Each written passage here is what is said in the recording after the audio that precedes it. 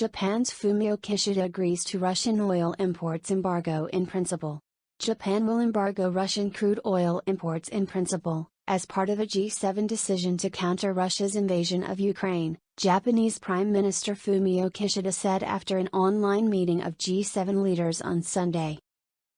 The unity of the G7 is essential at this time, and based on the G7 leader statement, we decided to take measures to embargo Russian oil in principle, Kishida told reporters on Monday.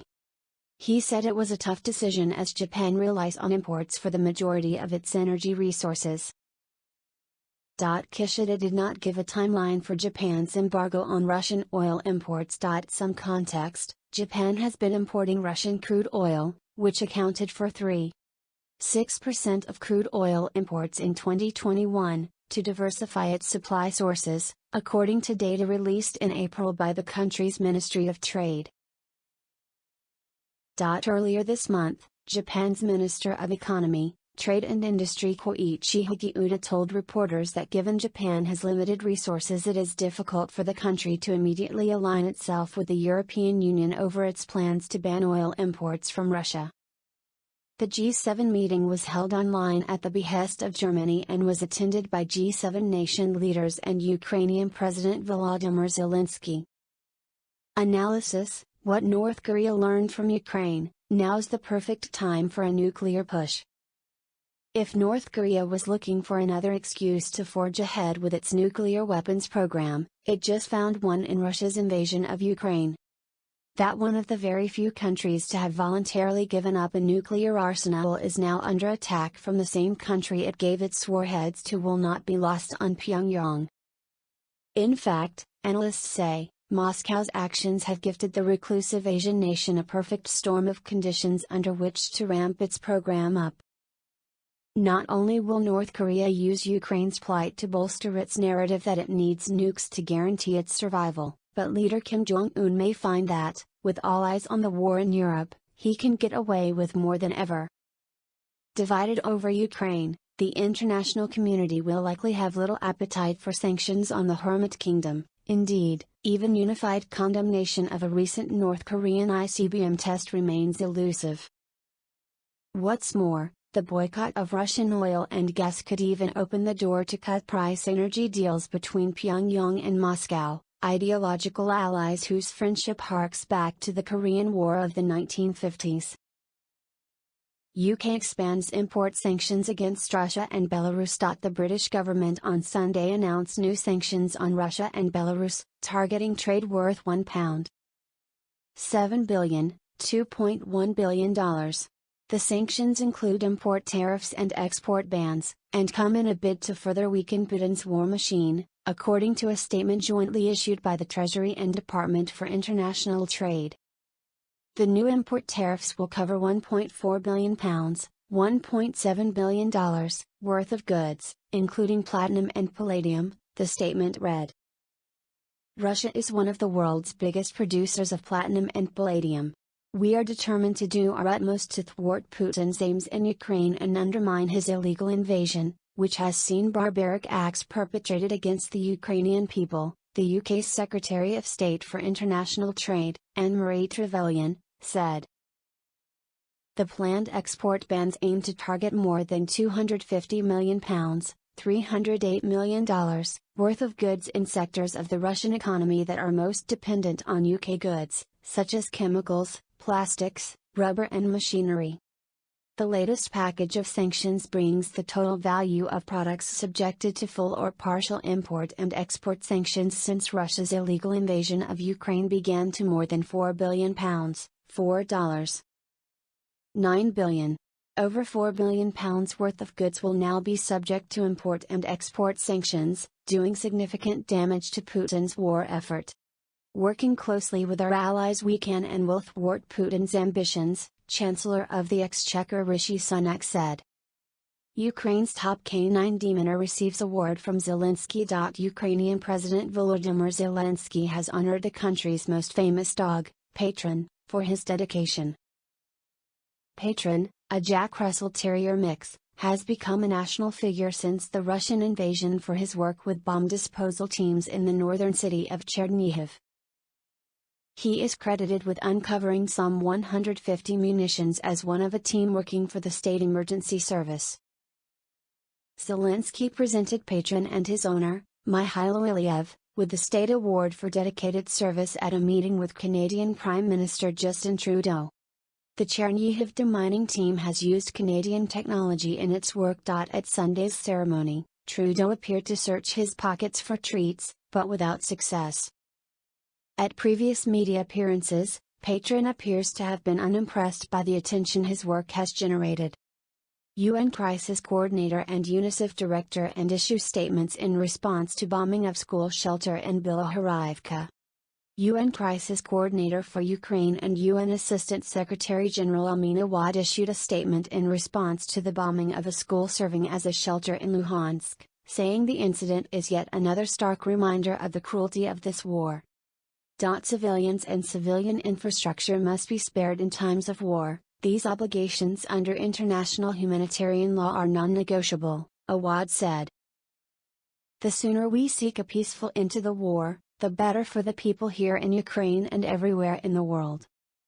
UNICEF strongly condemns yet another attack on a school in Ukraine amid reports that civilians, including children, had sought shelter in the school's bunker, UNICEF Executive Director Catherine Russell said in a statement Sunday.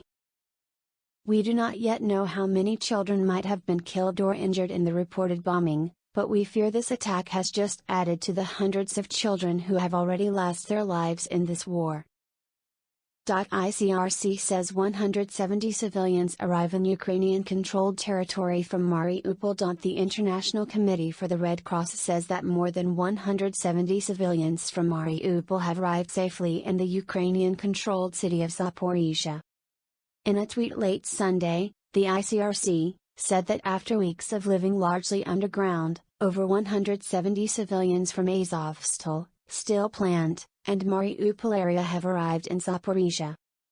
It added, "This is the third safe passage operation we've coordinated with at UN. We're deeply relieved we could help more civilians get to a safer place." It wasn't clear how many of the evacuees had been trapped at Azovstal. Mariupol City Council said that a total of 173 people had been rescued from Azovstal and Mariupol. It said 10 buses with Mariupol residents are already on the territory of Free Ukraine. Thank you to all the heroic defenders of Azovstal for this. At the cost of 3 lives of our soldiers and 6 wounded, soldiers managed to get and remove civilians from the plant. Said. The armed forces of Ukraine and the Azov Regiment are not only defending themselves at the cost of their efforts but are also rescuing civilians, the council said.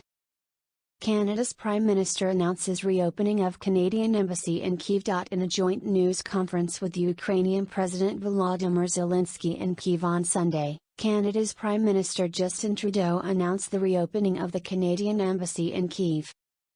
Trudeau also announced more military assistance for Ukraine would be given, including drone cameras, satellite imagery, small arms, ammunition and funding for demining operations. The Canadian Prime Minister also announced Canada will be removing trade tariffs on all Ukrainian imports coming to Canada for the next year. It is clear Vladimir Putin is responsible for heinous war crimes and there must be accountability, Trudeau said. Trudeau's comments came during a surprise weekend visit to Ukraine announced by his office Sunday morning. Russian Deputy Prime Minister visits Mariupol. Russian Deputy Prime Minister Marat Kusnelin visited Mariupol Sunday, the most senior government official yet to set foot in the Ukrainian city after weeks of Russian bombardment. On his Telegram channel, Kusnelin said, "I visited the liberated territories of the DNR, Donetsk People's Republic, and LNR, Luhansk People's Republic. I visited Mariupol, Vonoveka, Luhansk and other cities and chatted with the locals." In the regions, the restoration of peaceful life begins, a lot of work. We will help. In particular, it is necessary to carry out large-scale work to provide humanitarian assistance. Video showed Kusnelin meeting with Denis Pushilin, the leader of the self-declared Donetsk People's Republic. In response, Petro Androshenko, an advisor to the elected Ukrainian mayor of Mariupol, said that Kisnelin had visited Mariupol's seaport. In addition to the banal looting, such visits are increasingly about attempts to integrate the occupied territories into Russia directly, Andrushenko said. President Biden tweets photo of virtual meeting with G7 leaders and Zelensky. With a close examination of the tweeted G7 photo, you can also make out Ukrainian President Volodymyr Zelensky in the frame with Canadian Prime Minister Justin Trudeau. In a joint statement earlier Sunday, members of the G7 confirmed Zelensky participated in Sunday's call, while Trudeau's office confirmed that the Canadian PM was meeting with Zelensky in Ukraine. It's Sunday night in Kyiv. Here's what you need to know. The group of 7 leaders, G7, including U.S. President Joe Biden, met virtually with Ukrainian President Volodymyr Zelensky and reassured him that they will continue to provide military and economic assistance to help Ukraine secure its free and democratic future and will increase financial aid in the coming weeks, according to a G7 leader statement of the meeting passed along by the White House. Zelensky, according to the statement, told the leaders that Ukraine will continue to protect itself and that his ultimate aim is a complete Russian withdrawal from Ukraine. The G7 also pledged to step up short-term financial aid to Ukraine in the weeks ahead, as well as continue to develop options for the country's long-term reconstruction. The 17-point statement also announces that all G7 countries agree to phase out Russian oil in a timely and orderly fashion, and that Russian President Vladimir Putin's invasion brings shame on Russia and the historic sacrifices of its people. Here are more of the latest headlines from the Russia-Ukraine war: First Lady Jill Biden makes unannounced trip to Ukraine. U.S. First Lady Jill Biden made an unannounced trip on Sunday to Zhhorod, Ukraine, a small city in the far southwestern corner of Ukraine. At a converted school that now serves as temporary housing for displaced citizens, Biden met with Ukraine's First Lady Olena Zelenska, who has not been seen in public since the start of the war on February 24. The First Lady is the latest high-profile American to visit the war-torn country in recent weeks. U.S. State Department announces 2,000 plus visa restrictions against Russian and Belarusian military officials. The U.S. State Department on Sunday announced visa restrictions on more than 2,000 Russian and Belarusian military officials for violations related to the sovereignty and territorial integrity of Ukraine, and a new visa restriction policy targeting Russian officials for human rights abuses, violations of international humanitarian law and corruption in Ukraine. The department also announced sanctions on 8 Russian maritime-related companies, including the Russian Ministry of Defense's shipping company for its involvement in Russia's illegal seizure and occupation of Ukraine, and added 69 vessels to the U.S. Treasury Department's list of specially designated nationals and blocked persons. Ukrainian military says new Russian efforts to break through several areas failed. Ukraine's armed forces say they have continued to resist efforts Sunday by Russian units to break through in several areas. The main Russian thrust has been south from the town of Izium in an effort to encircle Ukrainian troops defending parts of Luhansk region. The Ukrainian General Staff said the enemy regrouped units and replenished supplies to increase the offensive, but an attempt to take new territory was repulsed. In an apparent indication of the Russian switch of focus, the Ukrainians said, the occupiers are no longer conducting an active offensive in the Kharkiv direction. However, parts of the region continue to be shelled by Russian artillery, and there has been fighting further east, very close to the Russian border, where Ukrainian forces are trying to advance on Russian supply lines. White House announces new sanctions by the U.S. and its allies against Russia. President Biden and the leaders of the G7 met virtually with President Zelensky on Sunday and discussed further actions the U.S. and its allies are taking to punish Russia for its unprovoked invasion of Ukraine, which include sanctions against Russia's 3 largest television channels and a commitment from every member of the G7 to phase out Russian oil imports, according to a senior administration official in a White House fact sheet. This is already a failure for Putin, and we're going to continue to honor the brave fighting that's taking place by Ukraine's people and listen to President Zelensky and recommit to staying the course, the senior official told reporters ahead of the president's meeting. Acting U.S. ambassador and a group of U.S. diplomats returned to embassy in Kyiv for first time since war began. Acting U.S. ambassador to Ukraine Kristina Kvien and a group of U.S. diplomats returned to the embassy in Kyiv on Sunday for the first time since the war began more than 2 months ago. The U.S. embassy in the Ukrainian capital was shuttered in mid-February as concerns grew of Russian military action. A small group of U.S. diplomats was relocated to the western Ukrainian city of Lviv before moving across the border to Poland and commuting back and forth into Ukraine. On February 24, the same day Russia's military invasion began, the U.S. suspended services in Lviv. In late April, during a visit to Kyiv, Secretary of State Antony Blinken announced that the U.S. would return diplomats to Ukraine.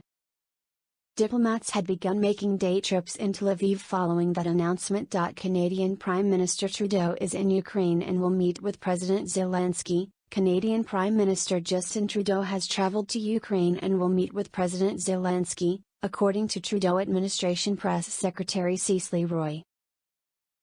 The Prime Minister is in Ukraine to meet with President Zelensky and reaffirm Canada's unwavering support for the Ukrainian people, Roy told CNN in an email Sunday morning. The timing and location of the visit and meeting was not made available. Ukrainian steel factory under constant shelling by Russians. The Azovstal steel plant in Mariupol is under constant intense shelling by Russian forces trying to take the last remaining stronghold in the port city, according to the Azov Brigade, who held an online news conference from a hideout location within the plant. The Russians are attacking with artillery, tanks, mortars, infantry and snipers, according to the soldiers. Azov soldier Ilya Samolenko said Russian troops have reached a barrier in close proximity to Azov regiment positions. The Ukrainian fighters' supplies are limited, but they still have enough water and ammunition to withstand the attack, he said. U.S. Ambassador to UN on Victory Day celebrations in Russia. They have nothing to celebrate tomorrow, U.S. Ambassador to the UN Linda Thomas-Greenfield said Sunday that the Kremlin has nothing to celebrate on May 9, Russian Victory Day, and that reports of the Russian bombing of a Ukrainian school overnight can be added to the long list of war crimes. They have nothing to celebrate tomorrow. They have not succeeded in defeating the Ukrainians. They've not succeeded in dividing the world or dividing NATO, Thomas Greenfield said on State of the Union.